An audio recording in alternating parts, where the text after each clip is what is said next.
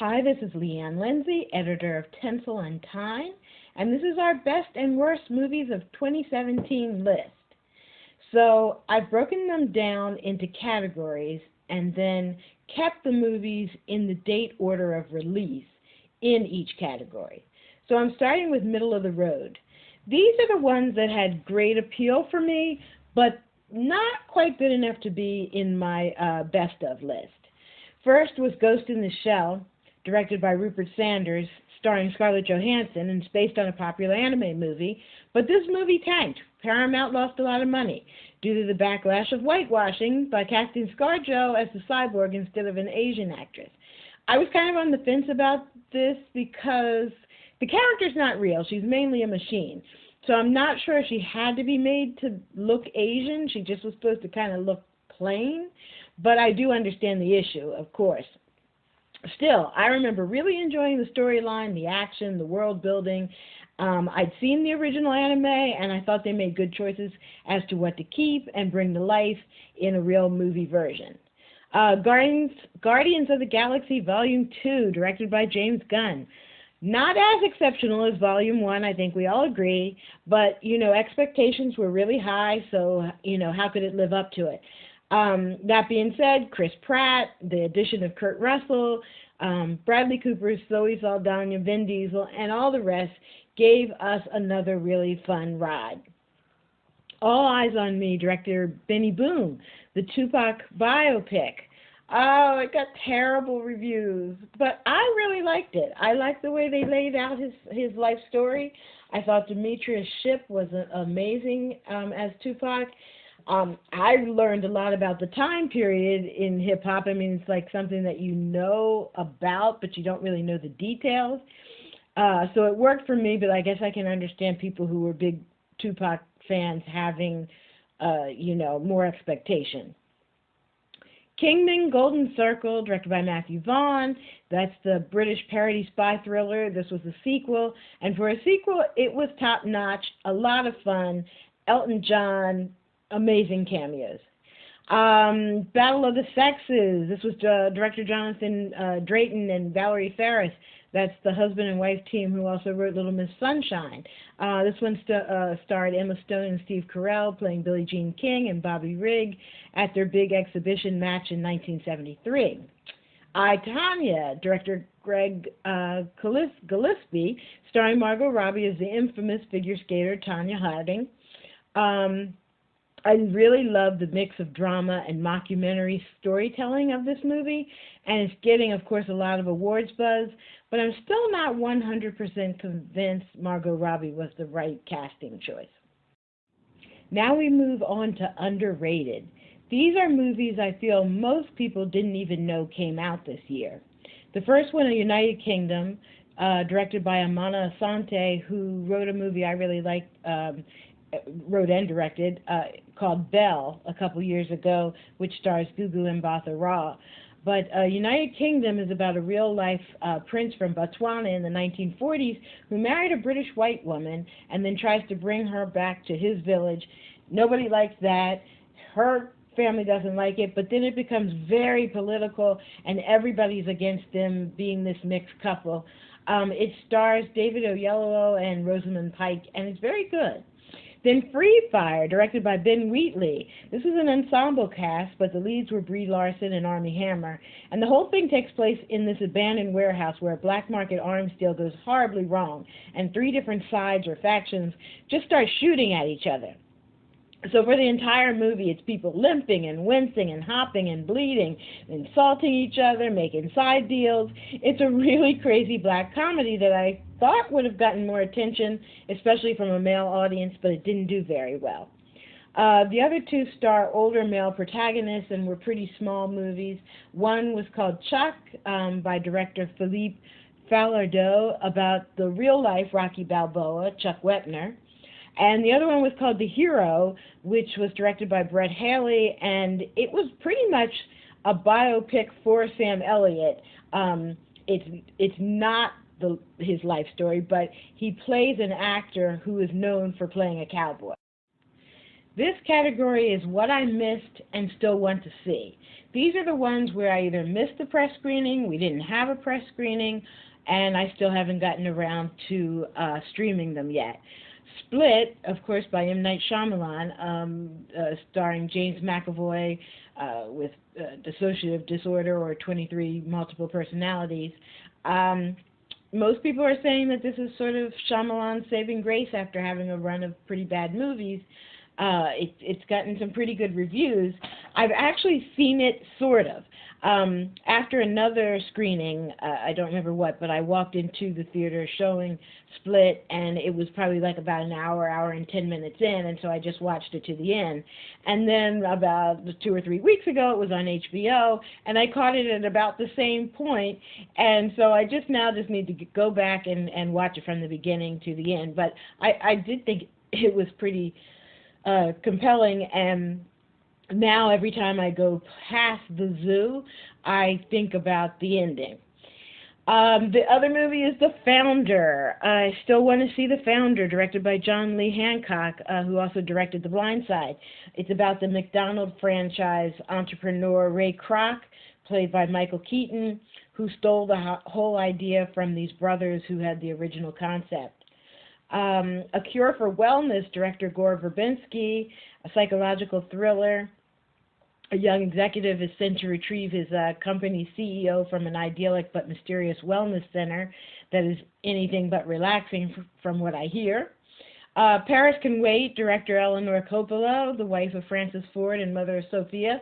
This movie stars Diane Lane on a road trip from Cannes to Paris with her husband's business associate, and it's supposed to turn into a romance, and it's full of wine and food and beautiful scenery. It really sounds like the quiet kind of movie that I enjoy.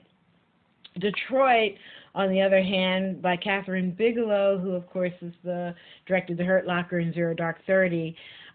I just don't gravitate to her types of movies, so I don't even actually want to see Detroit, which is based on the 1967 Detroit riots and what happened during a police interrogation at a hotel a day or two later. I only want to see it because I feel like I should for the civil rights aspect of it. A Ghost Story, directed by David Lowery, stars Casey Affleck and Rooney Mara, and from what I have read, that's what it is. It's a man who dies suddenly and then haunts his own house and becomes a voyeur of his wife. Ingrid Goes West, director Matt Spicer. This film stars Aubrey Plaza as a woman obsessed with a stranger on Instagram and travels to L.A. to stalk the Instagram star, played by Elizabeth Olsen. It just sounds so topical, and it was one of the festival darlings from this year, so I still want to see that. Movies I missed intentionally and have no plans to see. Chips and Baywatch. I didn't watch them as TV shows, certainly don't need to see them turned into movies. Stephen King's based movie It, which did wonderfully at the box office and got amazing reviews, but everybody knows I don't do horror movies, and so I won't be seeing that. Everybody also knows I don't do military-type movies, so as much as I enjoy Christopher Nolan, I have no plans to see Dunkirk. I have no plans to see Thank You for Your Service or The Last Flag Flying, even though I normally like Richard Linklater movies. Animation. So last year, 2016, I think was much stronger for animated movies. We had Zootopia, Secret Life of Pets, Finding Dory 2, Kubo and the Two Strings, Sing, Moana. This year, I did see Alec Baldwin as the Boss Baby, which was mildly entertaining. And then Coco is stellar. That has all kinds of awards potential. But otherwise, we had Rock Dog, Smurfs, The Lost Village, Captain Underpants, the first epic movie, Despicable Me 3, which I do really enjoy the other two Despicable movies, and I'll eventually see this one, but it wasn't something I felt I needed to run out to the movies to see. The Nut Job 2, and then Leap, which I don't know what to think about that one. The Star, that had Oprah Winfrey and Tyler Perry in it, I was kind of interested in seeing, but I didn't like the trailer. And then Ferdinand is out now. It looks cute. I haven't really read the reviews on it yet. And that brings us to the worst movies of 2017, the fun category. No, actually, I kind of have trouble with this category because I'm so grateful to be able to see a number of movies every week. And, you know, I just love being at the theater, and I love my little part of being a part of the movie industry. And I normally find something redeeming in most movies that I see. But there's always a couple that are sorely lacking, and here's that list. The first one was The Space Between Us, director Peter Chisholm, about the Earth boy raised on Mars. It's not really a sci-fi movie. It just turns into a boring teen romance road trip. Table 19, directed by Jeffrey Blitz. Anna Kendrick seated at the loser's table of her ex-boyfriend's wedding. I can't believe it was written by the Duplass brothers. They're normally hysterically funny. And this was pretty horribly flat. The Lost City of Z, director James Gray. It's a biopic about a British Amazon jungle explorer, Percy Fawcett, and it just reads like a bad wiki page. King Arthur, Legend of the Sword. This is director Guy Ritchie. I'm not a Guy Ritchie fan, so you've got to take that into consideration. But you also could take into consideration that it cost $175 million to make, and it earned $148, so you do the math. Tulip Fever, directed by Justin Chadwick. Now, the young actor in this movie, Dane DeHaan, I do not like him. He's in another one of my pick choices for worst movies of 2017. But ironically, he's also in The Cure for Wellness, which is one that I said I still want to see. So we can see if he can redeem himself. But I mainly find him annoyingly uncharismatic, and he's made to believe he's adorable.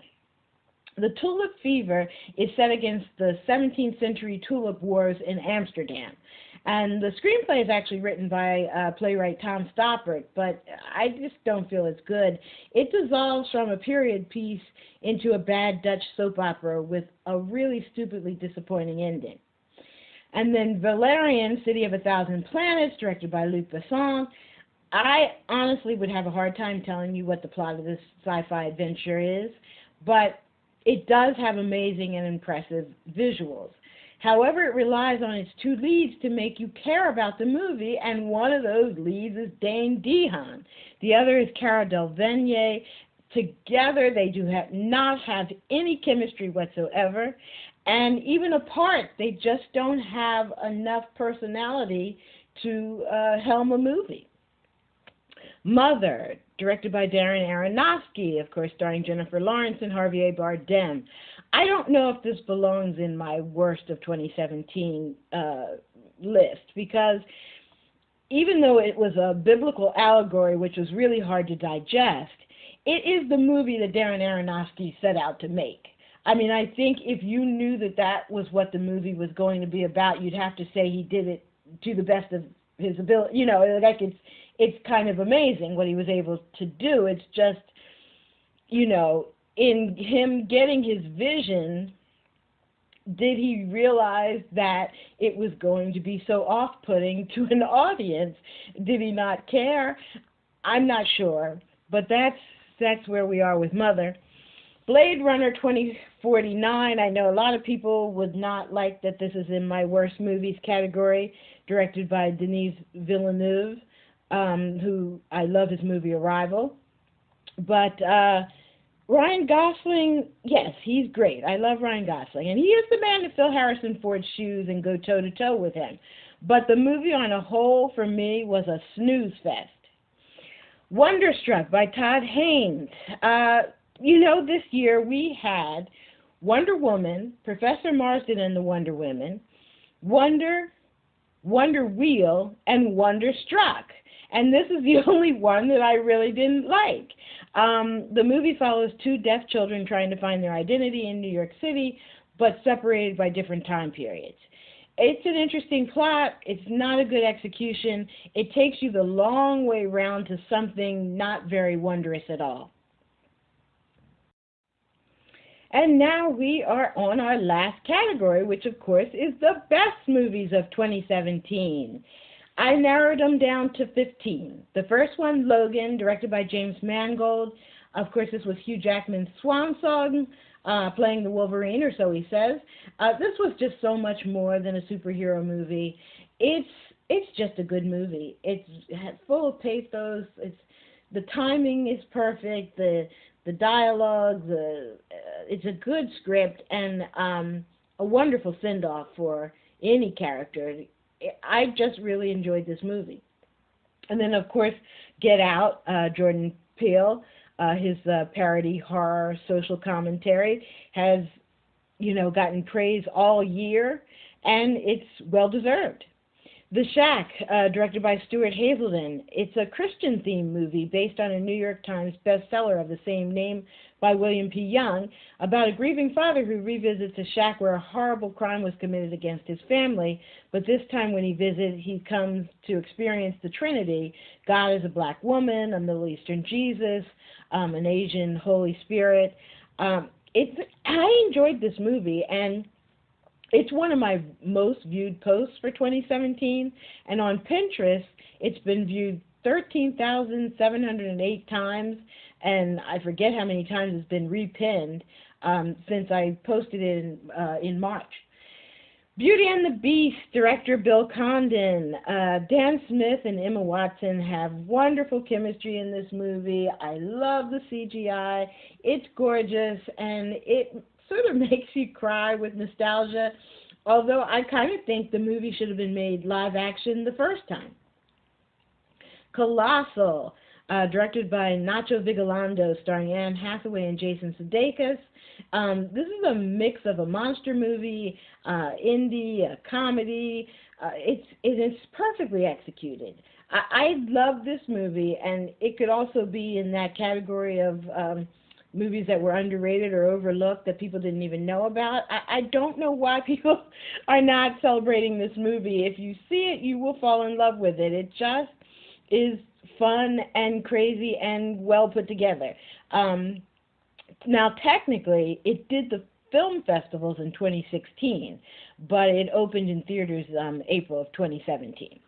And then Patty Cakes, director Jeremy Jasper, his directorial debut, wonderful movie. Danielle McDonald plays an overweight, low-class white woman, young woman, with a real talent for rapping. And together with her misfit musical friends, they totally win your heart, and there's a great soundtrack with it. Speaking of great soundtracks, Baby Driver, director Edgar Wright of Shaun of the Dead and The World's End and others. This is Ansel Elgort as a reluctant getaway driver for a crime syndicate, and he just does everything set to music. War for the Planet of the Apes, director Matt Reeves.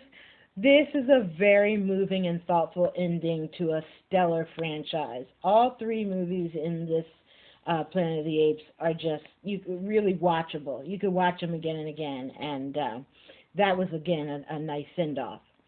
The Big Sick, directed by Michael Showalter.